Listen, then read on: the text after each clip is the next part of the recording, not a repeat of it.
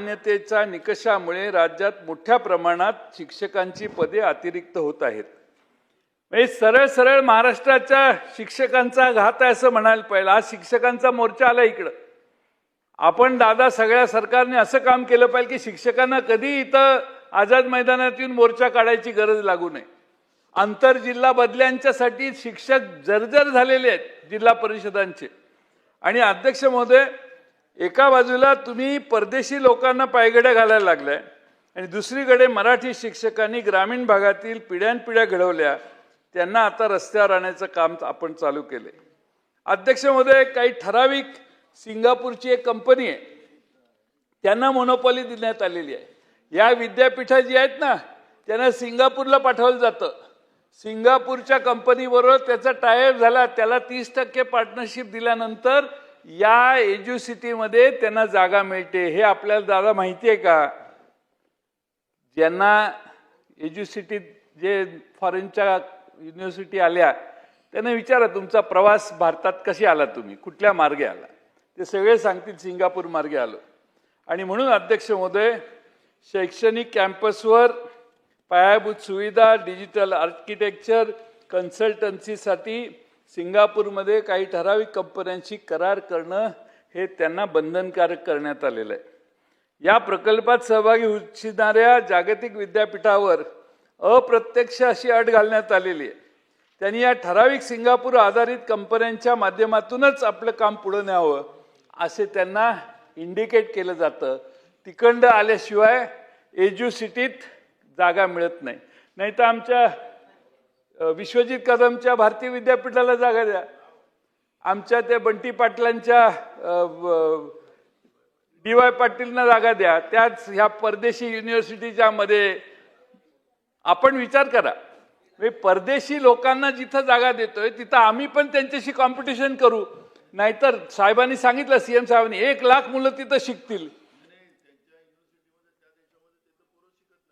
1 लाख मुलं शिकतील दादा, म्हणजे 1 लाख मुलं आधीच 2-2.5 लाख प्रवेश घेतात समजा, त्यातले 1 लाख इकडे गेले तर अध्यक्ष महोदय, बाकीचे कॉलेजेस जे तुमच्या आशीर्वादाने म्हणजे सरकारच्या मदतीने चालतात ते सगळे रिक्त होण्याचा दुसरा धोका देखील अध्यक्ष महोदय आहे। अध्यक्ष महोदय, खरं म्हणजे हा प्रकल्प महाराष्ट्रात होतोय याचा एज्युसिटीचा आम्हाला आनंद आहे, पण मग जागतिक पातळीवर निविदा का काढत नाही? सिंगापूरच्याच कंपन्यांना कंत्राट किंवा भागीदारी मिळण्यासाठी नियम का वाकवतोय आपण?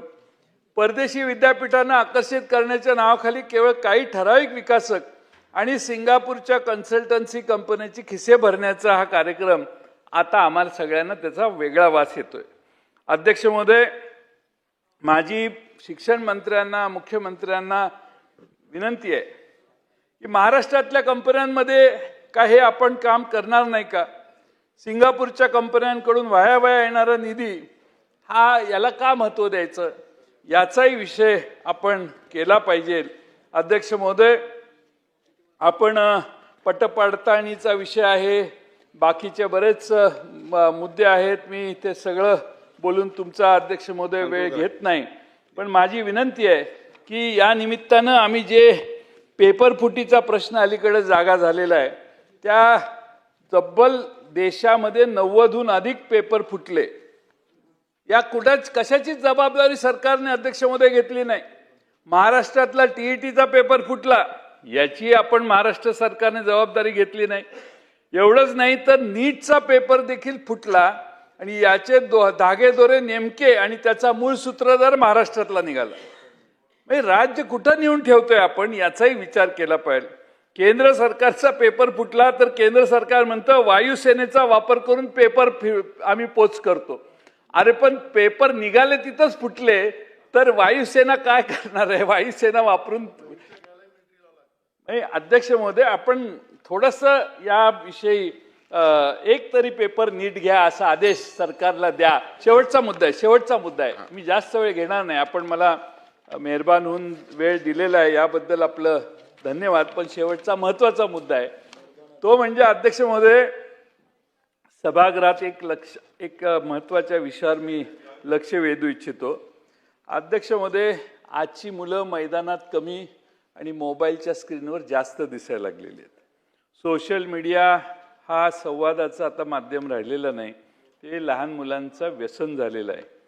अखंड रील्स पाहणे, इंस्टाग्राम पाहणे, फेसबुक, स्नॅपचॅट, इतर प्लॅटफॉर्मवर तासनतास वेळ घालवणे याचा मुलांच्या मानसिक आरोग्यावर, अभ्यासावर, झोपेवर आणि सामाजिक विकासावर गंभीर परिणाम होत आहे. अध्यक्ष महोदय, ऑस्ट्रेलिया, ब्रिटन आणि स्पेन, दादा, ऑस्ट्रेलिया, ब्रिटन आणि स्पेन इथं अल्पवयीन मुलांच्या सोशल मीडियाच्या वापरावर निर्बंध घालण्यात आलेले आहेत. कर्नाटक सरकारने 16 वर्षाच्या खालच्या मुलांच्यावर निर्बंध घालायचा आता प्रस्ताव ठेवलेला आहे. दादा, तुम्ही पुढाकार घ्या, सगळ्याच लोकांना विश्वासात घ्या, पण 13 ते 16 वर्षे वयोगटातील मुलांसाठी पालकांच्या परवानगीशिवाय सोशल मीडिया खाते सुरू करता येणार नाही, चालवता येणार नाही, अशी काहीतरी विचार करण्याची व्यवस्था आपण करा. अध्यक्ष महोदय, डिजिटल साक्षरता शाळांमध्ये सायबर सुरक्षा आणि सोशल मीडियाच्या दुष्परिणामाबाबत विशेष जनजागृती कार्यक्रम सरकारने राबवला पाहिजे. पण पुढच्या पिढीचा आहे, आणि ज्या पिढीच्या हातात उद्याचा महाराष्ट्र आहे त्या पिढीचे मानसिक आरोग्य आणि व्यक्तिमत्व सुरक्षित ठेवलं पाहिजे. आणि म्हणून सर्वपक्षीय चर्चा, सर्व तज्ज्ञ, मानसोपचार, शिक्षक, पालक आणि तंत्रज्ञान क्षेत्रातले जाणकार यांना एकत्रित करून दादा 3 महिने सगळीकडे महाराष्ट्रात डिस्कशन करा आणि पुढच्या अधिवेशनात हा कायदा आणायचा प्रयत्न करा, स्वतंत्र धोरण आणा.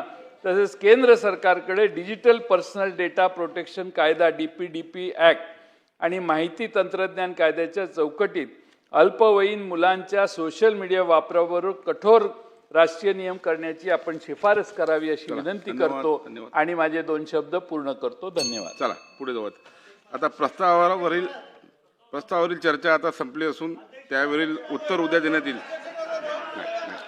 अध्यक्ष महोदयांनी बघा, ऐका, अध्यक्ष महोदयांनी 6:15 पर्यंत सांगितलेलं, आपण त्याला 20 मिनिटं जास्त चर्चा देईल. शासकीय विधेयके सन 2026चे विधानसभा विधेयक क्रमांक 51 दोन्ही सभागृहाच्या 21 सदस्यांच्या संयुक्त समितीकडे पाठवण्याबाबतच्या प्रस्तावास विधान परिषदेच्या सहमतीसंबंधी विधान परिषदेकडून आलेला संदेश. विधान परिषदेकडून संदेश आलेला आहे. सचिव संदेश वाचून दाखवतील. की सन 2026चे विधानसभा विधेयक क्रमांक 51 महाराष्ट्र चिकित्सा आस्थापना नोंदणी व विनियमन विधेयक 2026 विधान परिषदेची सहमती घेऊन दोन्ही सभागृहाच्या 21 सदस्यांच्या संयुक्त समितीकडे त्यावरील प्रतिवृत्त पुढील अधिवेशनाच्या अखेरपर्यंत सादर करण्याचा अनुदेश देऊन विचारार्थ पाठविण्यात यावे. या विधानसभेच्या प्रस्तावास विधान परिषदेने आपल्या दिनांक 8 जुलै 2026 रोजीच्या सभेत सहमती दिली आहे. आणखी असे कळविण्यात येत आहे की या संयुक्त समितीवर विधान परिषदेने पुढील सदस्य नामनिर्दिष्ट केले आहेत.